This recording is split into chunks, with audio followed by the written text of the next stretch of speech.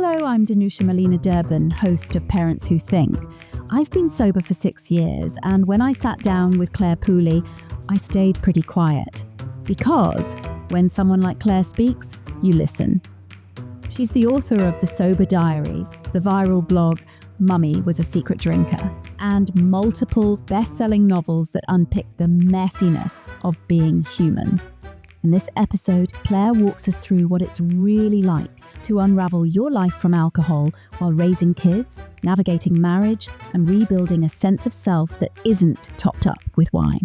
If you've ever wondered whether your drinking might be too much, or have someone in your life who's quietly struggling, this conversation will meet you where you are.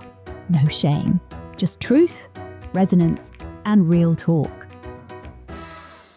It's such a pleasure to be in conversation with you, Clare, today because, there's so many reasons. But Mummy was a secret drinker. What's that all about? Well, I'm so excited to be here. So thank you so much for having me on. So what was the situation you were in? Well, I guess I started off like every mum does. I would get to the end of the day and I'd pour myself a glass of wine to relax. And I think this is me time and I deserve this and I'm going to sort of chill out and enjoy myself. And that was fine. But that one glass of wine turned into 2 glasses of wine and 2 turned into 3 and 3 large glasses of wine is actually a whole bottle. And by this stage, I was drinking a bottle of wine a day, sometimes more at weekends. And, even I knew that that was way more than the government guidelines. The amount that I was drinking was having a huge impact on both my mental health and my physical health. So I had terrible insomnia. I was anxious a lot of the time. I was 2 stone overweight. I was grumpy with my children and so on and so forth. So what were you drinking for? What were you really getting away from, Clare? So it was partly to wind down that whole sense of, I've had a tough day and I need to find some way of segueing from, this busy day into the evening. And it was a really quick and easy way to just, get your shoulders to relax a bit. And it was also, I had a really big high-powered job. And when my 3rd child was born, I quit because I found juggling 3 children and the big job and all the traveling really, really hard. And I thought I'm going to be a stay-at-home mum for a while and just do one job properly. And I love being at home with the kids, but I was a bit bored too, and I think the alcohol for me made me feel adult. When I'd spent all day doing monkey music and creating rockets out of milk bottles and what have you, it was my way of feeling like I was a grown up again. So it was really those 2 things, probably more than anything else. It took me a long time to realize it was becoming an issue because I felt like everyone else was doing exactly the same thing. And, at the school gates, everyone would joke about going home for wine o'clock and quite often on play dates, if it was a Friday particularly, somebody would crack open a bottle of Prosecco. And my social media feed was filled with jokes about wine o'clock and Mummy's Little Helper and all that sort of stuff. So, I thought it was perfectly normal to drink the way that I did for a very long time. Was there a pivotal moment? It was a day after my birthday party. And so I woke up and it had been a lunchtime party that went on for the whole afternoon and into the evening. And I woke up the next day feeling like death. I went downstairs and the children were all playing in the kitchen and making a huge racket. And you can, it's just one of those classic Sunday morning scenes, lots of noise. And I remember having a crashing headache and thinking the only thing that's going to make this headache feel better is another glass of wine. But I looked at the clock and it was still only 11 o'clock. I had a number of rules about drink to try and make sure that it never got out of control. And one of my hard rules was you never ever drink before midday. And I went to the cupboard and in the cupboard there was a bottle of red wine with a tiny little bit of about 2 inches of red wine in the bottom. So I poured what was left of that bottle of wine into a mug because I thought, God, it's 11 o'clock and I can't have the children see me drinking. And I drank the wine and I immediately felt better because, it was hair of the dog and it did the job that I'd expected it to do. And I looked at the mug that I was holding and it said, the world's best mum. on it. And at that moment, I thought, this is just not right. And that was the last drink I ever had.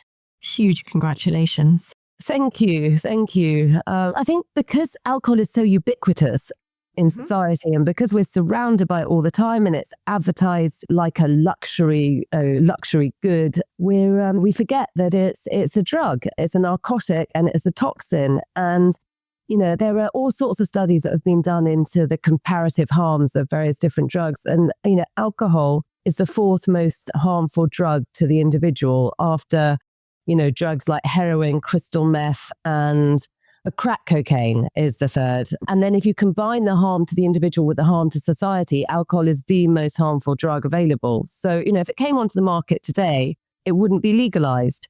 And, I'm not saying that we should make alcohol illegal. I'm really not, because I think if you can, if you can cope with it, that's absolutely fine. But we just need to be aware that it is a really dangerous substance. And if you find that you're having a problem with it, it's not your fault. It's the fault of the drug.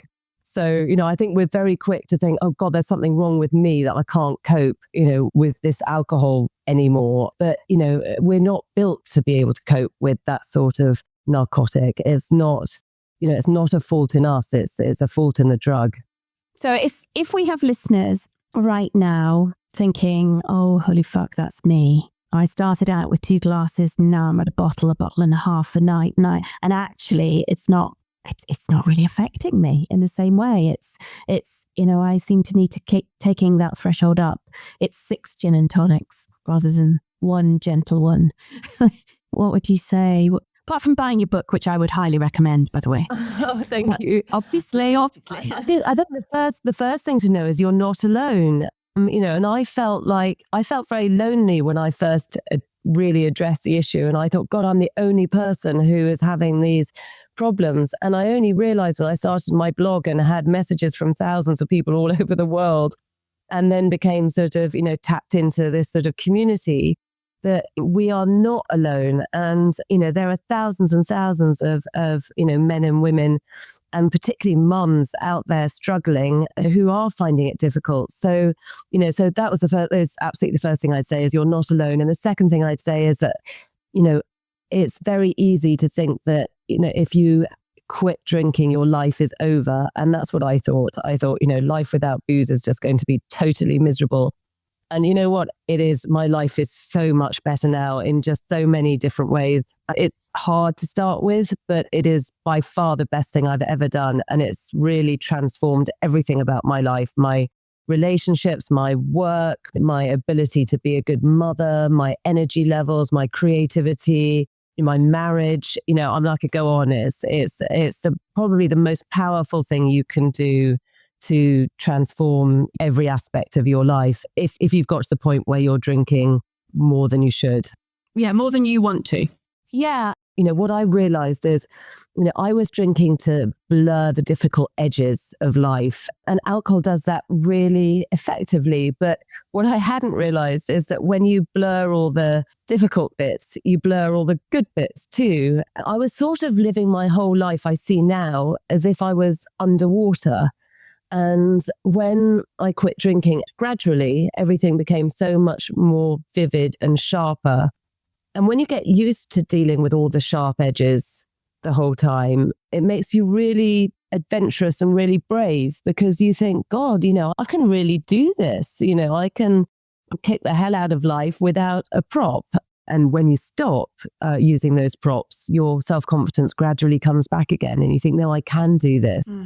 And that's a really empowering thing to do. How long did it take? When did you begin to think, oh, I might be onto something here?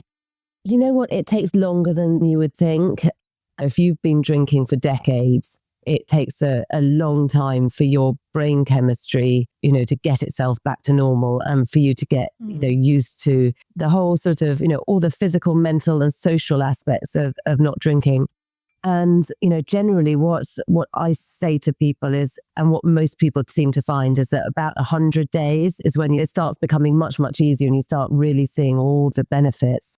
What about those people that try and then fall off the wagon and try again? And what would you say to them? oh God, we've all been there. I've been there. And I think it's all part of the learning process. And generally the way it works, if you're listening to this, you might find this familiar, is you give up for a few weeks, and after a few weeks, you've forgotten how bad it was, and you've forgotten the reasons why you'd given up in the first place. And you're feeling much, much better, and you're really proud of yourself. And you think, now I've reset my relationship with alcohol. I'm, totally transformed and reformed. And I'm going to be sensible from now on. I'm going to drink moderately like a really good person.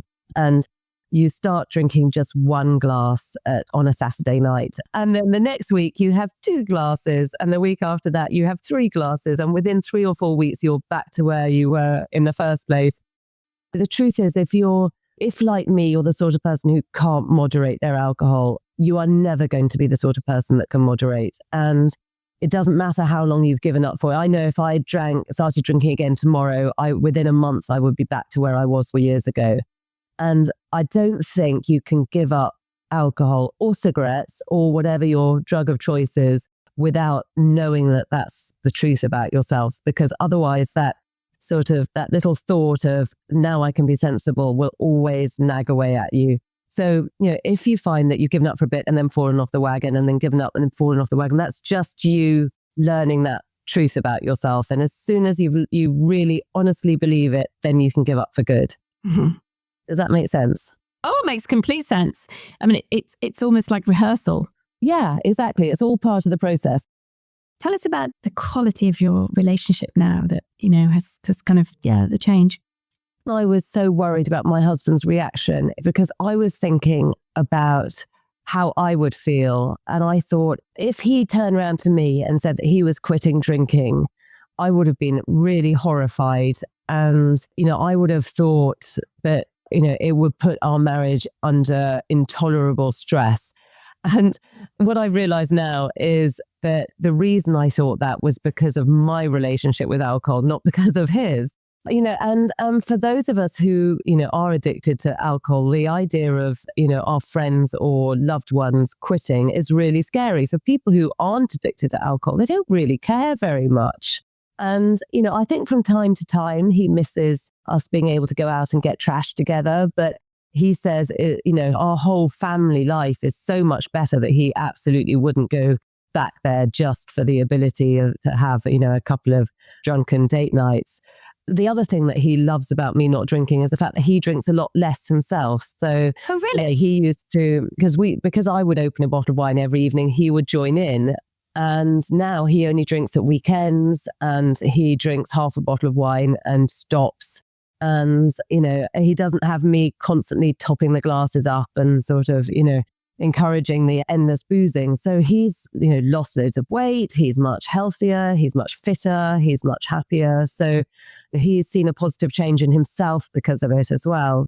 And I think the other thing about the relationship I have with my husband and my kids is, there are far fewer arguments because, not only do you tend to argue more when you're drunk and your inhibitions go and you sort of say things you don't mean and you don't think before you speak, but also when you're hungover or just feeling, grumpy and anxious because you've been drinking too much over too long a time frame, it just leads to unnecessary arguments and stresses and tensions within the family that it put pressure on everybody. So, I used to fly off the handle way too easily about stuff that really doesn't matter very much. I'm much more patient now than I was. Yeah, exactly. I hear you. It's been a real honor to have this conversation. I hope that this has triggered lots of thoughts and questions for our listeners. It has for me. And thank you very much for this. It's been wonderful. No, thank you. I've really enjoyed talking to you. What I adore is that Clare doesn't wang on or evangelize. She illuminates. And what she makes clear is that life without alcohol isn't just survivable. It's often better, deeper, and more vibrant. If you're rethinking your relationship to booze or sitting with the possibility that something needs to change, know this: you are not alone. Until next time, my friends, keep thinking, keep questioning, and as ever, be kind to yourself.